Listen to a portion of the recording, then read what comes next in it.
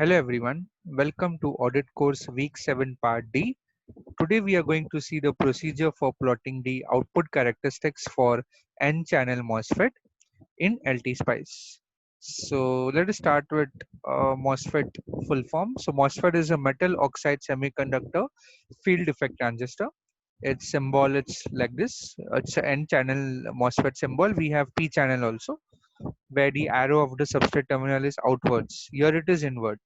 It has four terminals: drain, gate, source, and substrate. And there are few important parameters of MOSFET which we are going to discuss and include in today's procedure. That is VTO, that is called as the threshold voltage of the MOSFET, WNL, which are the width and the length of the MOSFET. So these are the MOSFET parameters which we will be using explicitly today. So we need to set up the following schematic in LT-SPICE for the output characteristics determination. So first of all, we need to select N-channel MOSFET, that is NMOS from the component library. Then we need to select two voltage sources from the library and name it as VGG and VDD. Then we need to right click on those voltage sources and click on advanced, click none, and click on OK. Here for VDD, for VGG you have to do that. VDD also you have to do that. It's by mistake written over here 15. You don't have to write. You don't have to give a supply voltage of 15. It's by mistake written over here. So please pardon for that. So again, you need to right click on the VDD source, click on advanced and none, and click on OK. Again, I repeat, this 15 should not be there. You have to do it this way. That is, right click on the VDD source, click on advanced, select none, and click on OK. So these options will make VGG and VDD source to be varied over a range. Now, if we have to define our own NMOS transistor with the predefined value of VTO, W, and L, we need to follow the following procedure. So right click on the NMOS symbol over here. Basically, there is one more thing missing here. M1 and NMOS will come. So which I forgot to write. So here M1 indicating that it's a MOSFET, and NMOS symbol will come. NMOS name label will come over here along with this. Okay. So what we need to do is right click on the NMOS symbol and rename it as NMOS 1. From NMOS, rename it as NMOS 1. Then from right most corner of LT-SPICE, locate.op, click on it and select SPICE directive and start typing the following code. That is, type this dot model space NMOS1 space NMOS and bracket VTO equal to 1 volt space L equal to 1 UM space W equal to 1 UM. So now this NMOS1 is the reserve word defined, name defined by the user, and NMOS is the reserve keyword indicating that it's a N channel MOSFET, and this VTO equal to 1 volt means that the threshold voltage is set to 1 volt, and L and W equal to 1 UM means it's 1 micrometer. So that's what the meaning of the statement is. Then when you click on OK, this statement will appear on your schematic. Okay, so the next part is the labeling. So for labeling, we need to right click on the wire, add label net, and click on the label net and add the label. So correspondingly, you can add G, capital D, and capital S. Note the substrate terminal is tied to the source terminal, so no need to separately define it. We can define only three node terminals over here. One is for the gate, drain, and the source. So let us proceed over here. Yeah. So we need to label the drain, gate, source terminals as capital D, capital G, and capital S.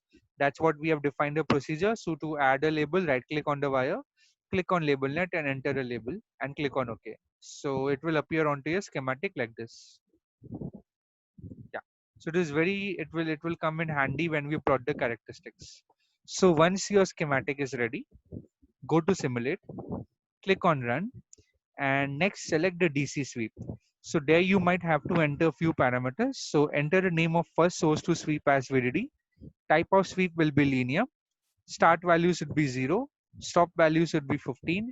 And increment should be 0.1. Then also enter the name of second source to sweep as VGG. Type of sweep again will be linear. Start value will be 0. Stop value will be 2.5 and increment will be 0.5. So this step will mean that we are varying the value of VDD from 0 to 15 in the steps of 0.1, and we are varying the value of VGG from 0 to 2.5 in the steps of 0.5. And you click on OK after entering this parameter. So the following statement will appear, that is .dc VDD from 0 to 15 in the steps of 0.1 and VGG 0 to 2.5 in the steps of 0.5. So at the same time, one more blank window will appear with x-axis going from 0 to 15 volts. So in order to plot the output characteristics, we need to right click anywhere inside that blank waveform window, then click on add trace, select from the options AD of M1.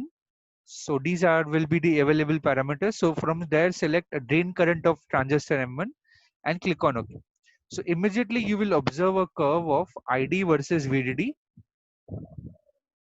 and ID will be in microamperes, VDD will be in volts. But we wish to plot ID versus VDS, not VDD. So what we need to do is right click on the x-axis of the plot, and if you right click, now the quantity will be visible, will be VDD in this manner. We need to change it, right click and change it as capital V of capital V bracket capital D. So why so? Since the source is grounded, VDS is given by VD minus VS. So VS is 0, so VDS will be VD only.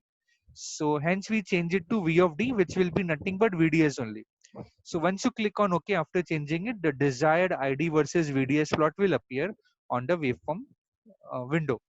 So here you will get few plots. As you can see, the distance between them is increasing, not twice, but it's increasing like in terms of square. And here the x-axis will be ID in microamperes. It is a drain current in microamperes. Y-axis will be drain current in microamperes, and the x-axis will be the drain to source voltage in volts. So these plots are taken at different values of VGG. That is VGG equal to 0 volt, 0.5, 1, 1.5, 2, and 2.5. So these are the constant value of VGG, which means that these are the constant value of VGS basically. If VGG is constant, VGS will be a constant. So you can select any one curve and note down the parameters. So note down the values of ID for different values of VDS. So VDS value is starting from 0, 0.2 and it's going till 2 and it's going 10 and till 12. So note down the values of all the corresponding values of ID for the given values of VDS. So this is the way to plot the output characteristics, that is ID versus VDS plot in LT-SPICE. I think we have completed our objective today of describing the procedure to plot the output characteristics for N-channel MOSFET. So that's it for today's session. Next time we'll see some other topic. Until then, have a good day and thank you.